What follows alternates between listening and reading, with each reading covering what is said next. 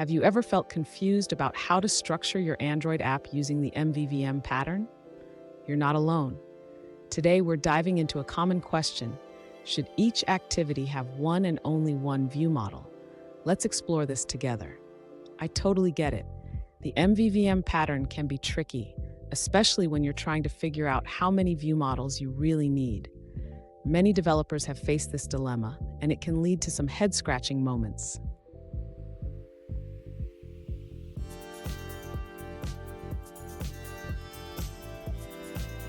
Here's the specific question we're addressing today. One user asked, should each activity have one view model, or can multiple view models be used? They provided examples with user and account models and wondered how to structure their view models effectively. Sound familiar? Let's break it down. To understand this better, we need to consider how the MVVM pattern works. The view model is responsible for holding the business logic and notifying the view about changes. But how do we manage multiple models? That's where it gets interesting. And stick around. At the end of this video, I'll share a pro tip that can simplify your MVVM structure and make your app development smoother.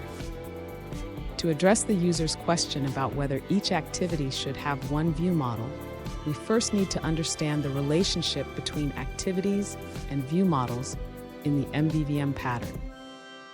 The user is correct that typically, each model should have an associated view model. For example, if there are user and account models, there should be user view model and account view model. However, in practice, it is common to use a single view model for an entire activity. This view model can manage multiple models, allowing for easier data binding and state management. When dealing with a recycler view, each item can indeed have its own view model. In this case, the activity view model can still manage the overall state, while each item view model handles its specific data. In summary, while it's possible for each activity to have one view model, it is often more efficient to have a single activity view model that coordinates multiple view models, especially in complex UIs. Fun fact, the MVVM pattern was inspired by the Model-View controller pattern, but it allows for a more flexible and testable architecture. Who knew design patterns could be so fascinating? Now let's look at the answers provided by other users. This user suggests that if users and accounts are unrelated models, each should have its own view model. They emphasize the single responsibility principle, meaning each module should handle only one part of the logic. This way, changes to the domain logic will only impact the relevant part. Let's take a look at another answer from another user. This user suggests that it's perfectly acceptable to have one view with multiple view models. They explain that the view handles how the UI is rendered, while the view model manages when the view should be updated. Importantly, the view model should not reference any view, allowing for flexibility in using multiple view models, especially in scenarios with fragments.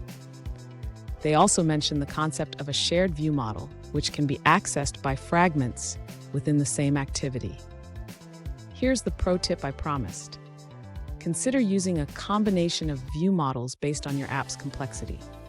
For simpler apps, a single view model might suffice, but for more complex scenarios, multiple view models can enhance maintainability. And there you have it. Understanding how to structure your view models in MVVM can make a huge difference in your app development. If you found this video helpful, don't forget to subscribe for more tips and tricks.